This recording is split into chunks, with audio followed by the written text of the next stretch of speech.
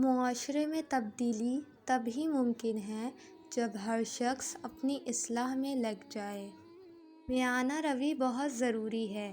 جب ہم میانہ روی سے چلتے ہیں تو نہ دوڑ کی، نہ جیتنے کی اور نہ مقابلے بازی کی ٹینشن۔ انسان توازن سے چلے تو کیا بات ہے۔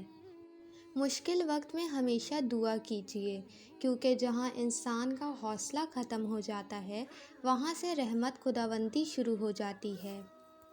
اپنے اندر کی سوچ کو صاف رکھیں، کیونکہ کشتیاں باہر کی پانی سے نہیں اندر کے پانی سے ڈوبتی ہے۔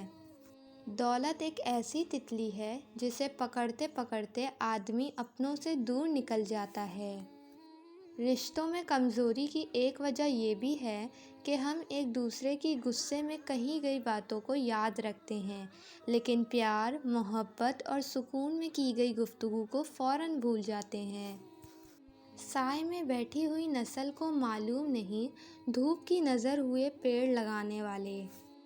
غلطی ماننے اور گناہ چھوڑنے میں کبھی دیر مت کرو، کیونکہ سفر جتنا طویل ہوتا جائے گا واپسی اتنی ہی دشوار ہوگی۔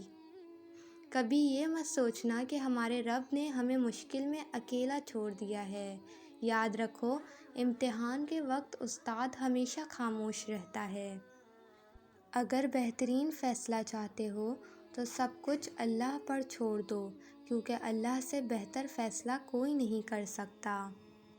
اگر گھر میں 3 وقت کا کھانا بن رہا ہے، مہمان بھوکا نہیں جا رہا، ضرورت مند کی مدد ہو رہی ہے اور اولاد کو تعلیم مل رہی ہے، تو آپ امیر ترین انسان ہیں۔ ویڈیو پسند آئے تو ویڈیو کو لائک اور چینل کو ضرور سبسکرائب کر لیں۔ ہمارا اللہ اتنا مہربان ہے کہ ہماری عبادت اور تقویٰ کو ہمارے چہروں سے ظاہر کر دیتا ہے، مگر ہمارے گناہ ساری دنیا سے پوشیدہ رکھتا ہے۔ اللہ پر یقین والے دعا مانگنے کو کبھی معمولی نہیں سمجھتے۔ وہ اللہ پر توکل رکھتے ہوئے ناممکن کو بھی مانگنا جاری رکھتے ہیں۔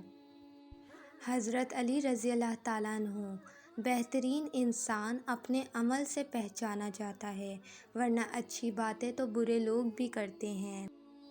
تعلق بھی رزق کی طرح ہوتا ہے، بدنیتی آ جائے تو برکت ختم ہو جاتی ہے۔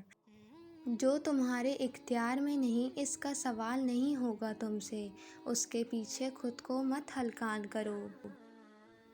غم وہ نہیں ہوتا جو آنسوؤں کا سبب ہو، غم تو وہ ہوتا ہے جو اندر ہی اندر سے انسان کو کھا جائے اور دوسروں کو کانو کان خبر نہ ہو۔